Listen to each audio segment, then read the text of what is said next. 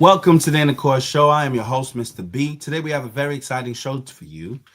We are going to discuss Trump's threats to wipe out Islamic terrorists in Nigeria. There's been some pretty spicy words from Donald Trump with regards to the fact that there are a lot of Nigerian people, particularly Islamists, who are really senselessly killing Christian people. And these things have gone viral and it's been sort of televised. I think there was a show or something on Fox and nothing seems to be done about it, yet there's persecution taking place. And Trump, in a random rant, made some pretty sound words and has positioned that East African Command to take some steps. So it's causing some people to be unnerved. I have the story here. Let's go ahead and jump in and see exactly what was said about this particular topic. Now let's talk about Donald Trump. He may be planning yet another military invasion. After Venezuela and Mexico, he's threatening to attack Nigeria. Trump says he will go in guns a-blazing. Why? Because the US president says Christians are being persecuted in Nigeria. So he issued an ultimatum to Abuja. If the Nigerian government does not, and I'm quoting, does not move fast, there's going to be hell to pay. That's what Trump has said. Apparently, he watched a news report on Fox News when he was on the Air Force One, and that kicked off a chain reaction. Here's a report. Donald Trump has threatened to invade Nigeria. He said the attack would be fast, vicious, and sweet. If we attack, it will be fast, vicious, and sweet, just like the terrorist thugs attack our cherished Christians. The Nigerian government better move fast before it's too late. If they don't, there's going to be hell to pay. The warning came just hours after his party suffered major election losses, and it has stunned both Washington and Abuja. The statement was posted on Truth Social. Trump appeared behind a lectern. He accused Nigeria's government of failing to protect Christians. He said Islamic terrorists were killing cherished people. So why did he say this? It started on a flight aboard Air Force One. Trump was watching Fox News. The program claimed Christians in Nigeria were being persecuted. It ignored one key fact, that groups like Boko Haram and ISIS affiliates have killed far more Muslims than Christians. But that didn't matter. Trump was furious. Moments later, he ordered the Department of War to prepare for possible action. Reports say that some U.S. Africa command staff were recalled from Germany.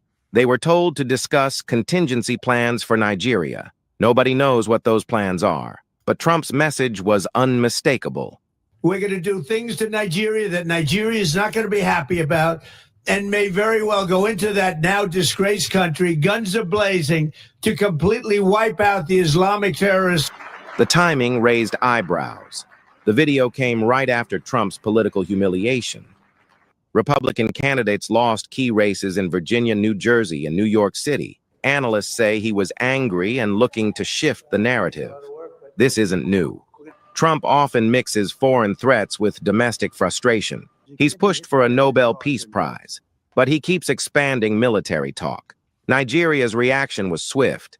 Officials in Abuja said they were shocked. A spokesperson for President Bola Tinubu called the threat deeply troubling. Nigeria reminded Washington that it remains a key U.S. ally and that its security problems are complex. They are not just about religion. They are about land disputes, ethnic tensions, and economic conflict. Nigeria is Africa's biggest democracy. It's also its largest economy, and one of America's closest partners on the continent. The U.S. invests heavily in energy mining and trade. It also provides security and humanitarian aid. A U.S. attack would put all that at risk and destabilize a fragile region. For now, there's no confirmation of military plans, but Trump's words have created uncertainty. A TV segment, a late-night post, and now a diplomatic crisis. It shows how quickly emotion can become policy, and how one statement from arguably the world's most powerful office can rattle an entire continent. Trump's message was loud, but the consequences could be louder.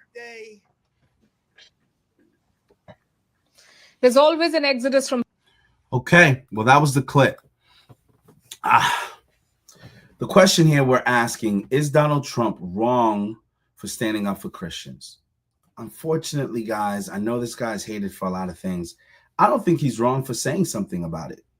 The Nigerian government is naturally upset because there is no grounds for Trump actually threatening to invade their country or to run military operations inside of their country. But the United States are a Christian country. And too often you see a lot of these,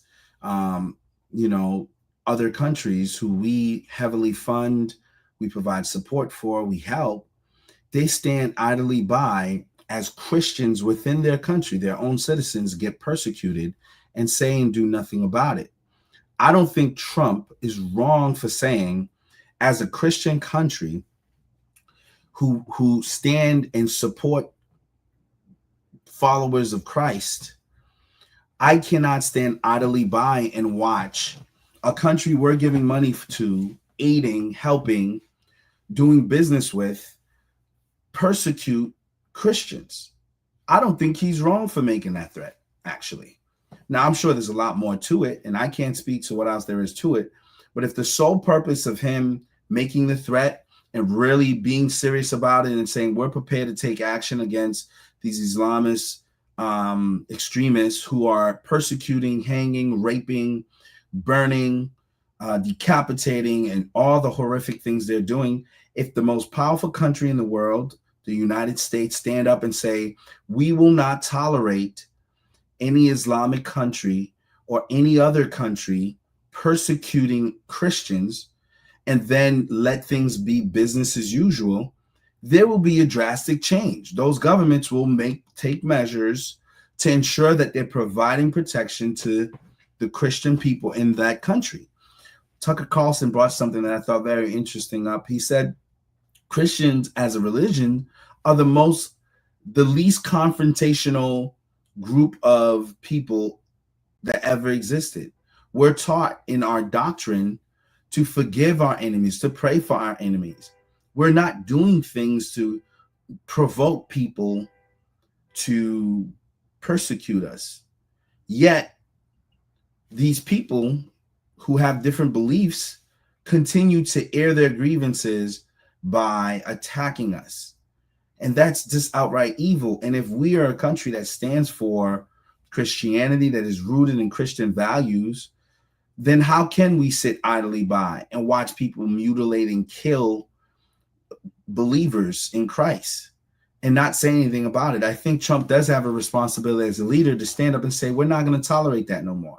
And I would actually urge some of the Muslim countries, whether it's Saudi Arabia or Iran or anybody else, I think it's a bad look on the Islam religion for certain extremists in that religion to go and carry out these massacres in the name of the religion, and for the religious parties to not speak up and say something about it. This is not me telling people how to conduct their religion, but I just think if that in itself is not a representation of your religion, you should denounce it. Though Boko Haram or whoever it is that group is, does not represent our views on our religion if they're choosing to conduct themselves in such a way. I don't think there's anything wrong as a leader to say that, because in the end, it isn't a reflection of your religion. If your religion is preaching love and preaching union and being together and it is being promoted around the world as something that people should consider, then you should denounce evil and wicked, as I would. If Christians was going around, persecuting other people because they believe something different, I would denounce it, because that's not what our doctrine teaches. We don't stand for that. So I do believe that Donald Trump has a responsibility. And while some people are taking issue with him saying that he's going to go and take military action and attack those terrorists who's doing that, I think what he's saying is that if you are so comfortable to feel that you can do that without retribution, then that means anywhere in the world you will attack Christian people. irrespective of if they look like you or not. And that shouldn't be acceptable or tolerated. So I actually am not mad at him for making that position, and I hope it actually does move the Nigerian government to do more to protect the lives of those people. Because to idly sit by and deny that there's a problem when there's clearly a problem is not the solution. Now, I have a contact, a friend of mine that actually lives in Nigeria, right in the capital. And I asked her because I didn't know if this was fake news. I didn't know if what was being reported in the news is actually true on the ground. So I asked her, I said, you're a resident of this country. Are those extremist Islamic groups terrorizing Christians and killing them? Is that something that you know to be a reality on the ground over there? And she said, it's absolutely happening. It's happening in a mass scale. It's a major problem that gets overlooked. It's not something that gets televised, but it happens. And I credit Trump for speaking up about it and saying, we're not going to tolerate that no more. Now, I pray that it results in the government taking measures to resolve the matter before it escalates to the point where Trump has to send troops in. Because I'm not saying we should be getting involved in other people's affairs in other countries. You know, there's a process that we follow here, and I'm in support of that process. But at the same time, I don't think the man is wrong for saying we can't tolerate you guys killing Christians and acting like everything is cool, because it's not. Okay, so if you're in a country and you're expecting to receive aid, support, and all that stuff, and your people are coming here and we're, you know what I'm saying, we're doing business with you, we don't want to see news of you persecuting Christians.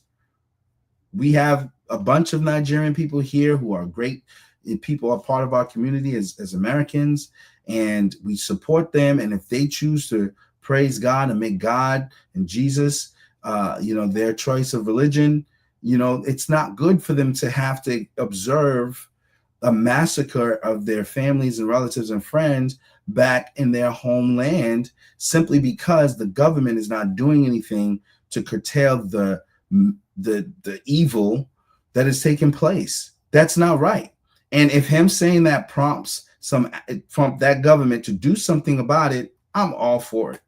Now, I don't know. It still will play out to see whether or not he was serious and whether or not he'll actually go in there. But to me, I'm not upset at him for saying he's going to put an end to it if that government doesn't address it. So that's my views on it. But I welcome your feedback on this particular topic, of religious persecution. If you're not already a subscribed member of this show, I ask that you like and subscribe to the show. Weigh in. Let me know what your thoughts is on this particular topic. Do you agree that Trump is doing the right thing by standing up for Christians and telling other nations to address, the persecution of Christians in their country? Or is he out of line for even involving himself? Weigh in on the comments. And with that said, we're leaving you on tonight, but we will discuss this further. Again, weigh in on the comments, and we may do a part 2 to this particular series. All right, guys, have a good one. Keep God first, and all will be well. All right, later.